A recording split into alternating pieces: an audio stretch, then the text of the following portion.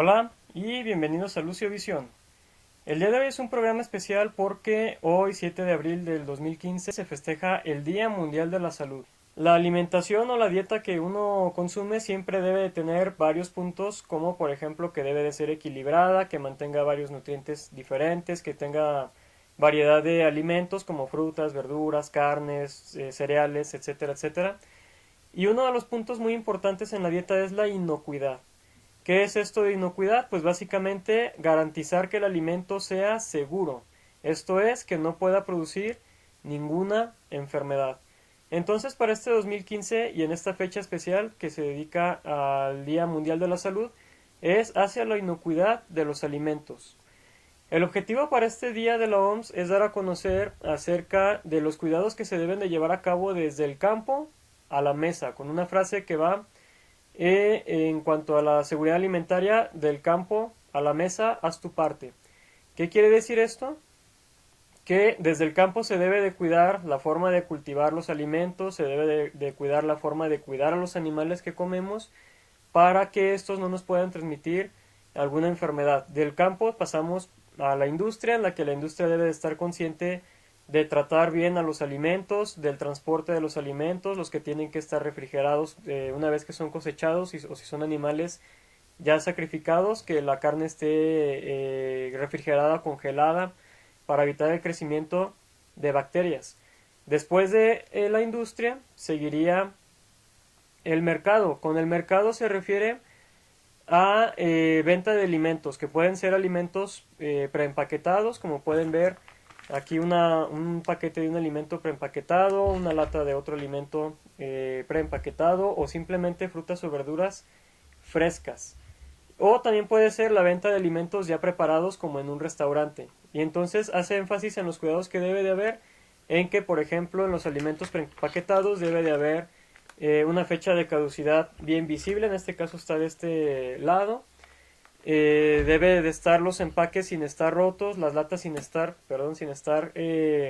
golpeadas, y las frutas sin estar en malas condiciones, que estén que las frutas sean frescas, que el alimento sea fresco. El consumidor final, en el que recae en la responsabilidad, en el momento, por ejemplo, de las compras, de revisar que la fecha de caducidad, ya decíamos, de cualquier alimento esté bien establecida, de no consumir cosas que ya estén caducadas, no consumir cosas si el paquete o la lata está golpeada, porque eso puede hacer que las bacterias entren fácilmente al alimento. No consumir alimentos que ya no están frescos, porque nos pueden hacer daño.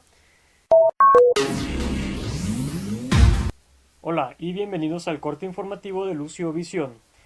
En noticias internacionales tenemos que más de 200 enfermedades son causadas por alimentos inseguros que pueden contener bacterias, parásitos, virus o sustancias químicas. Se estima que alrededor del mundo mueren 2 millones de personas al año por consumir comida o agua contaminada. En Estados Unidos, cada año, 1 de cada 6 ciudadanos, que son aproximadamente 48 millones de personas, se enferman, y 3.000 mueren por intoxicación alimentaria. Se ha calculado que si se redujeran 10% estas intoxicaciones, se salvarían alrededor de 5 millones de personas. En otra nota, existen diferentes bacterias que se transmiten por alimentos. Una de ellas, la Escherichia coli, la cual la CDC, o Centro de Control de Enfermedades de Estados Unidos, ha calculado que si se evitaran las enfermedades por esta única bacteria, se ahorrarían hasta 7 millones de dólares por el gobierno al año. En Estados Unidos, el costo de tratar enfermedades de intoxicación alimentaria asciende a 77.700 millones de dólares al año. En 2010 hubo un brote de salmonela que enfermó a 270 personas en más de 40 estados de Estados Unidos. Este brote provino del consumo de un salami cubierto de pimienta de una marca específica. La CDC encontró cuál era la marca que producía esta enfermedad y la retiró del mercado.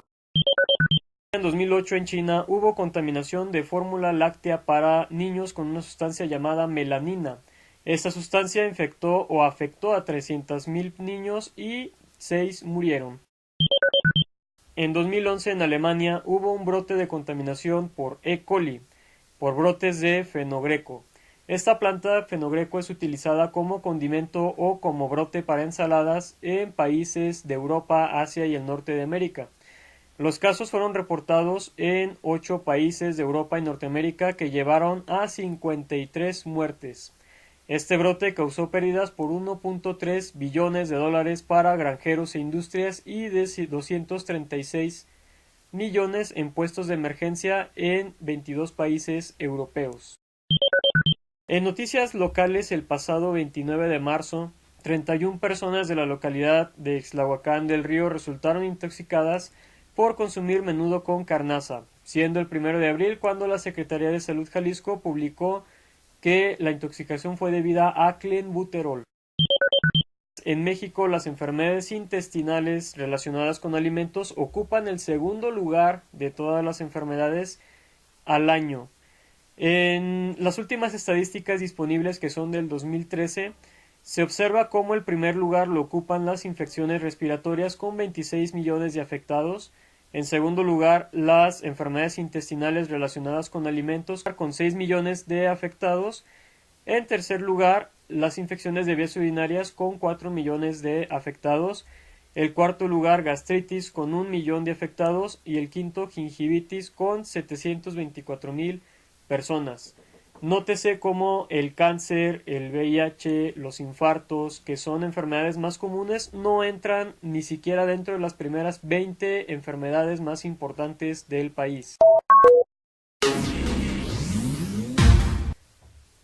Estas son las problemáticas que tenemos con los alimentos. Son noticias actuales de contaminación alimentaria, pero ¿desde cuándo sabemos que los alimentos nos pueden hacer daño?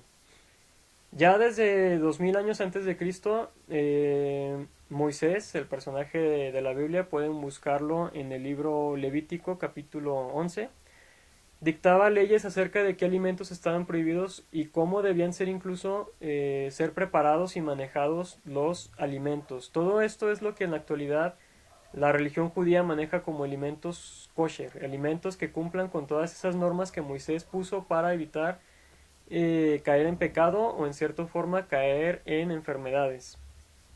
Anteriormente, pues se relacionaba que los alimentos estaban contaminados únicamente si se veían en estado de putrefacción y que eso era lo que causaba daño, pero ahora sabemos que los alimentos contaminados con microorganismos pueden tener un aspecto, un olor y un sabor completamente normal. Para 1674, es decir, más de 3000 años después, las bacterias fueron vistas por primera vez por Anthony van Leeuwenhoek. Este científico holandés experimentaba con diferentes tipos de lentes y formó un lente muy rudimentario.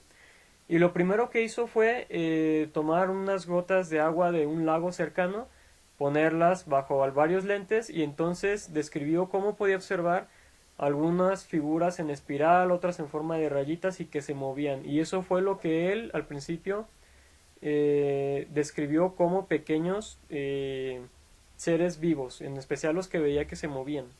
Tuvieron que pasar aproximadamente 200 años hasta 1858 cuando Louis Pasteur en Francia demostró el papel que jugaban las bacterias para poder producir fermentaciones de vinos y de cervezas.